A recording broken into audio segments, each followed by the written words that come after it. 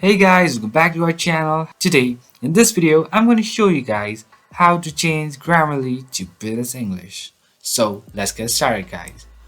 So, follow me guys. Firstly, what you're going to do is just go to your Grammarly website or app like this and you'll redirect to this particular platform, which is your Grammarly's home screen.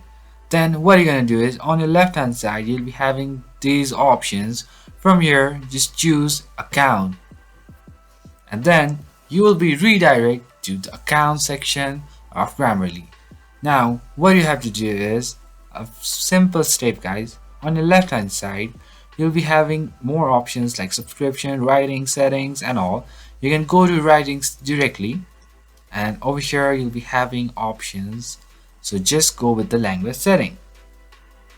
And now over here in dialect you'll see I write in American English. Just go to this drop down menu and from here you can choose to British English. And that's pretty much guys, that's how you do it. So I hope this video is helpful for you guys. So thank you for watching our video guys. If you like our video, please leave a like and do not forget to subscribe our channel and also hit the bell icon so you never miss an update from us, and also comment for more reviews and more contents like this.